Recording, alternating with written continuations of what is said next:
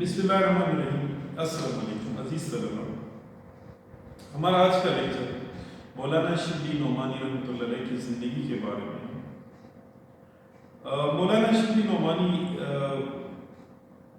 Second year سالوں کے course میں بھی شامل ہے اور کلاس 9 میں بھی ان کی ایک تحریر شامل ہے۔ اس وجہ سے کلاس 9 کے طلباء اور سیکنڈ ایئر کے طلباء دونوں کے لیے یہ لیکچر ضروری ہے۔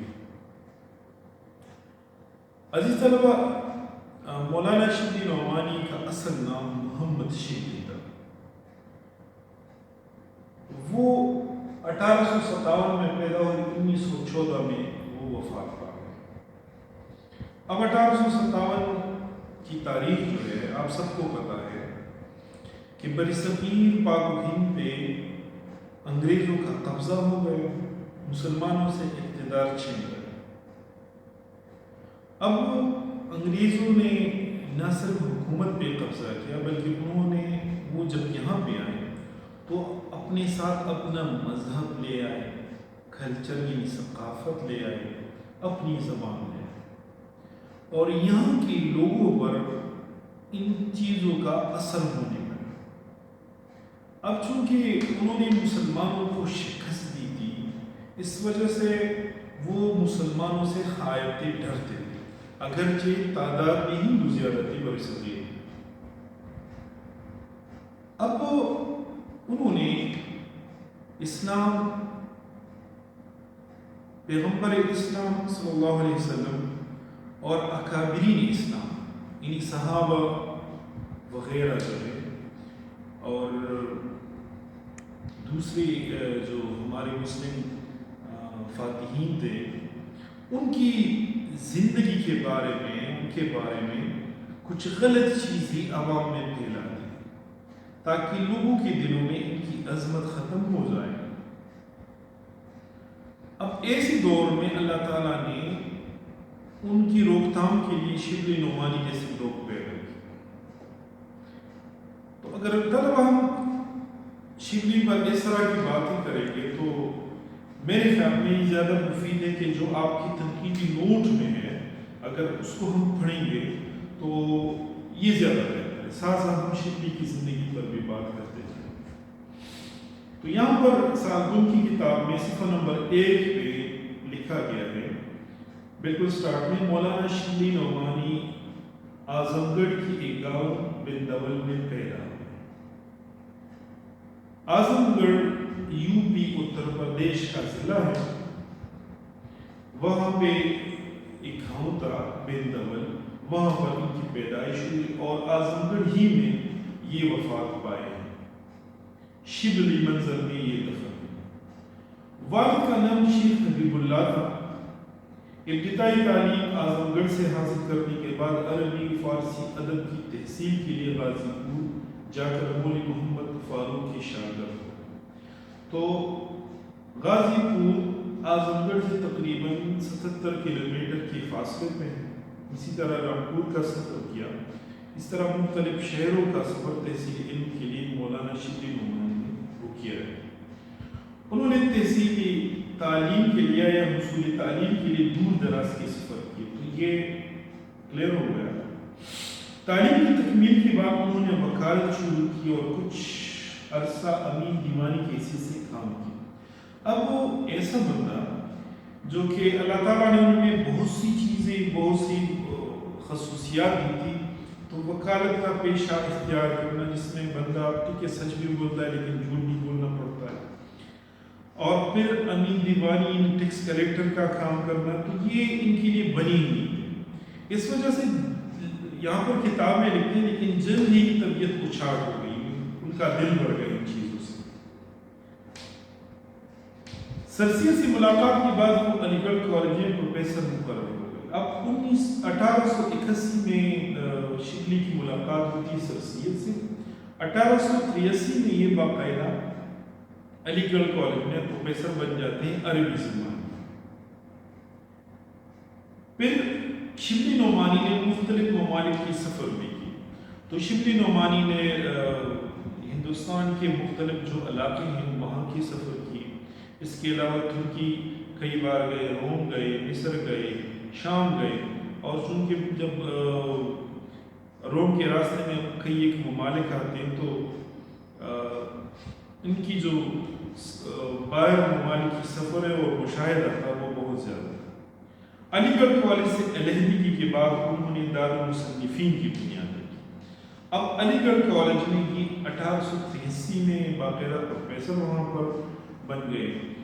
1898 میں جب سر سید احمد خان کی وفات ہو جاتی ہے، یعنی 15 سال یہاں پر گزارتے ہیں، تو پھر یہ استعفیٰ دیتے ہیں اور ان سے الگ ہو جاتے ہیں۔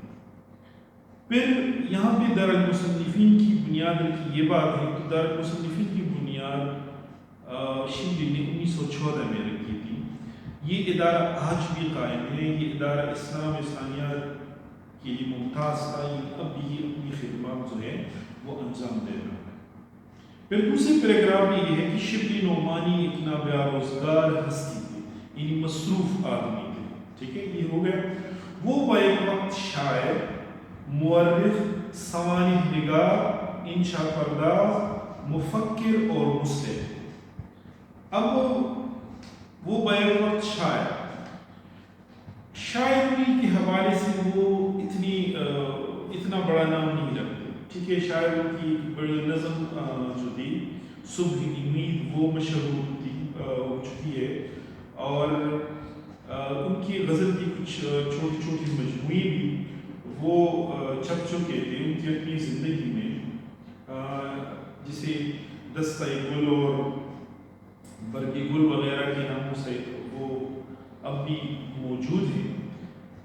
مورخ تھے، یعنی تاریخ دان تھے، تاریخ لکھتے تھے، اور سوانح نگار تھے، یعنی زندگی کے بارے میں، کسی کی زندگی کے بارے میں لکھتے۔ اچھا طلبہ، آپ کی آسانی کے لیے کچھ یہاں پر ہم اضافہ کرتے ہیں۔ ایک ہوتے ہیں سوانح عمری یا سوانح نگار، اور ایک ہوتی ہے آبیتی۔ تو آبیتی کوئی اپنی حالات خود لکھتا ہے، سوانح عمری میں آپ کسی اور کی زندگی کے متعلق لکھتے ہیں، تو جو لکھتا ہے وہ سوانح نگار ہوتا ہے، اور جو عمل ہوتی ہے اس کو سوانح عمری کہتے ہیں۔ اور یہاں پر انشا پرداز تھے۔ انشا پرداز بھی اگر آپ اپنے لیے لکھتے ہیں ورڈز میں تو مضمون نگار لکھ لیں، لیکن یہ ہے کہ انشا پرداز اور مضمون نگار میں پھر فرق موجود ہے۔ انشائیہ الگ چیز ہے، مضمون الگ چیز ہے، لیکن دونوں میں بنسبت کہانی ناول کے انشائیے میں اور مضمون میں تھوڑی بہت مماثلت موجود ہے۔ پھر وہ یہاں پر لکھتے ہیں وہ سرسید کے دبستان سے وابستہ تھے، لیکن ان کا اسلوب اور طرز بیان منفرد ہے۔ یعنی سرسید نے جو ادب کی دنیا بنائی تھی، جن میں مقصدیت غالب تھا، تو اس سے تو یہ وابستہ تھے، لیکن شبلی نعمانی کا ایک الگ رنگ وہاں پہ موجود تھا۔ وہ اپنی تحریر میں تشبیہات اور استعارات کا درونی استعمال کرتے ہیں۔ جب لکھتے ہیں تو تشبیہات سے کام لیتے ہیں، استعارات سے کام لیتے ہیں، اور تشبیہ استعارہ لوگ جانتے ہیں۔ تشبیہ کہتے ہیں کسی ایک چیز کو دوسری چیز کے مثل قرار دینا۔ تشبیہ کہتا ہے جیسے کہ ہم کہتے ہیں کہ میرا محبوب پھول کی طرح خوبصورت ہے، اور یہ تشبیہ ہے۔ اور ہم استعارہ اس طرح کہتے ہیں، استعارہ میں ہم کوئی لفظ مستعار لیتے ہیں، قرض لیتے ہیں، جیسے ماں کہتی ہے میرا بیٹا چاند ہے، تو یہ چاند لفظ ہم مستعار لیتے ہیں۔ تو ایسی چیزیں ان کے ہاں ملتی ہیں۔ ان کی عبارت مختصر اور پرجوش، تحریر میں روانی اور دلکش کی، وہ اپنی بات کو منطقی استدلال اور عقلی دلائل سے ثابت کرتے ہیں۔ اب طلبہ اگر ہم کلاس 9 میں اردو میں دیکھیں تو وہاں پر سیرت النبی جو ہے، وہاں پر وہ اگر حضور علیہ السلام کی زندگی متعلق کوئی بات کرتے ہیں تو ساتھ ثبوت دیتے ہیں، کوئی واقعہ بیان کرتے ہیں۔ اگر وہ کہتے ہیں کہ وہ بچوں سے محبت کرتے تھے تو ساتھ محبت کے حوالے سے ایک واقعہ ضرور موجود ہے۔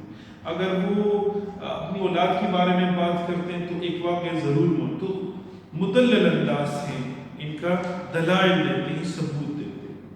ان کو اردو کا پہلا مورخ ہونے کا اعزاز بھی حاصل، مورخ یعنی تاریخ دان۔ اب ایسی چیز MCQs میں آ جاتی ہے کہ اردو کا پہلا مورخ کون ہے، تو آپ کو پتہ ہوگا کہ شبلی نعمانی۔ ان کی تاریخ نگاری کی بنیاد تحقیق و صنعت پر، ان کا سب سے بڑا کارنامہ سیرت النبی ہے صلی اللہ علیہ وسلم۔ اچھا، اب یہاں پہ اگر آپ دیکھیں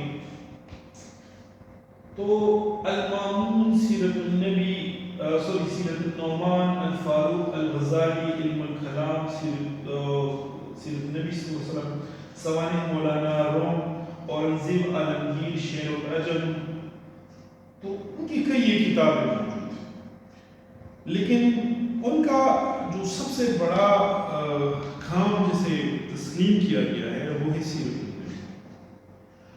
اب اردو ادب میں سیرت یعنی حضور صلی اللہ علیہ وسلم کی زندگی پر سینکڑوں کتابیں، ہزاروں کتابیں وہ لکھی جا چکی، لیکن شبلی کی یہ کتاب جو ہے وہ آج بھی اپنی مثال آپ ہے۔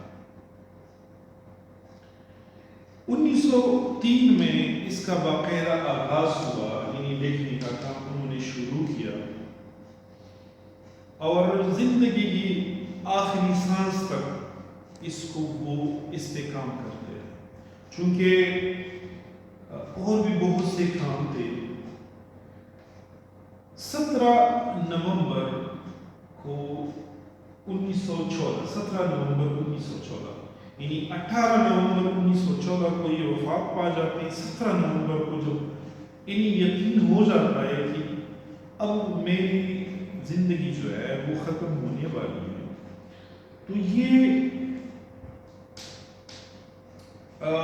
بلا لیتے ہیں سید سلیمان ندوی کو اور مولانا حمید الدین کو، اور ان کو کہتے ہیں کہ میرے بعد آپ نے سیرت پہ کام کرنا ہے، سب کام چھوڑ کے سیرت النبی پہ کام کریں، اور یہ یاد دہانی وہ بار بار کرا دیں۔